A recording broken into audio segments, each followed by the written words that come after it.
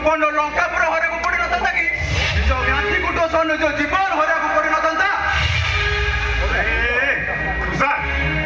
ଆରେ ତୁ ଏସବୁ ଏଠି ରାମାୟଣ ମାନେ ମାନେ ଅଛି ଭାଇ। ମୋ କଥା କେହି ନ ଜାଣିଲେ ଆପଣ ଠିକ ଜାଣିପାରନ୍ତି। କାହିଁକି ନା ଏ ଗଣ୍ଡାଏ ବଂଶର ପ୍ରତିଟି ରକ୍ତ ବିନ୍ଦୁ ଆମ ଦୁଇ ଭାଇଙ୍କ ଶିରା ପ୍ରଶିରାରେ ପ୍ରବାହିତ ହେଉଛି। ଯୋଉ କଥାଟା ମୁଁ ଜାଣିପାରୁଛି ମୋ ବଡ଼ ଭାଇ ହିସାବରେ ଆପଣ ମୋଠୁ ଅଧିକ ଜାଣିପାରନ୍ତି। କାହିଁକି ନା ଆପଣ ହେଉଛନ୍ତି ଏଇ ଗଣ୍ଡାଏ ବଂଶର ବଡ଼ ପୁଅ। ଆପଣ ବଡ଼ ଭାଇକୁ ସମ୍ମାନ ଦେଇ ଶିଖିନାହାନ୍ତି। ଏସବୁ ମୋତେ ପସନ୍ଦ ଲାଗେନି। ତମେ ତମେ କିଏ? ତୁଷାର ଆମ ଦୁଇ ଭାଇଙ୍କ ପର୍ସନାଲ ମ୍ୟାଟର ମୁଣ୍ଡ ପୁରାକୁ ତମର ସାହସ ହେଲା କେମିତି?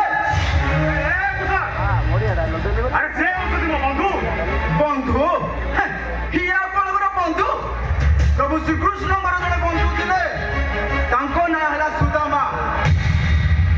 ସେ ବନ୍ଧୁ ପ୍ରେମରେ ବାନ୍ଧି ହୋଇ ନିଜେ ଉପବାସ ରହି ଭୋକିଲା ପେଟରେ ନିଜ ଚିରା ଗାମୁଛାରେ ମୁଠାଇ ଖୁଦ ଭଜା ଧରି ଆସି ସହସ୍ର ବର୍ଷ ବାଟ ଚାଲି ଚାଲି ଦ୍ୱାରିକା ନଗରରେ ପହଞ୍ଚିଥିଲେ। ଦ୍ୱାରିକା ନଗରରେ ପହଞ୍ଚି ପ୍ରଭୁ ଶ୍ରୀକୃଷ୍ଣଙ୍କର ଜୟ ହେ ବୋଲି କହିଥିଲେ। ହେଲେ ଇଏ ଆପଣଙ୍କର କୋଉ ପ୍ରକାର ବନ୍ଧୁ ଭାଇ?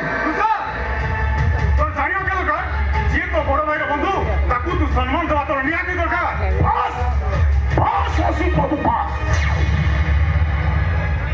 ତମ ଘରକୁ ଆସି ବନ୍ଧୁର ସମ୍ମାନଟା ମୁଁ ପାଇଗଲି।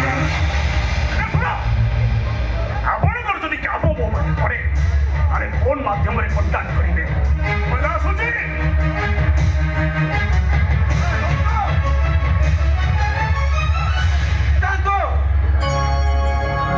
ମୋର କେଇ ପଦ କଥା ହଉଛି ଆପଣଙ୍କୁ ମନକୁ କଷ୍ଟ ଦେଇଛି, ସେଥିପାଇଁ ମୁଁ ଦୁଃଖିତ।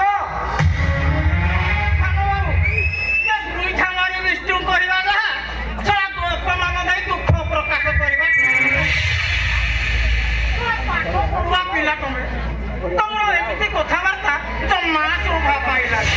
କୋଉଟା ଶୋଭା ପାଉଛି କୋଉଟା ଶୋଭା ପାଉନି ମୁଁ ତମଠାରୁ ଶିଖିବିନି ମିଷ୍ଟର ବାଳକୃଷ୍ଣ ଦଳ।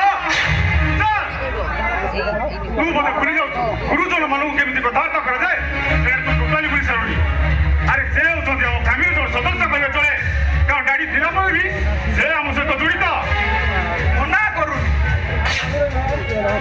ଆଗରୁ ସେ ଆମର ଫ୍ୟାମିଲି ସହିତ ଥିଲେ, ଏବେ ବି ଅଛନ୍ତି, ଆଉ ଆଗକୁ ହିଁ ମଧ୍ୟ ରହିବେ। ଏଇଟା ତ ଆମ ଗଣ୍ଡାକ ବଂଶର ସୌଭାଗ୍ୟ କହିଲେ ଚଳେ।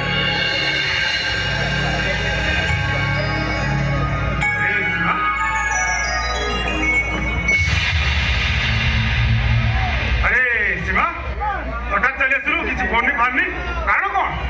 ବାପ ଘରକୁ ଝିଅ ଆସିବା ତାର କ'ଣ କାରଣ ନିହାତି ଦରକାର ବଡ଼ ଭାଇ।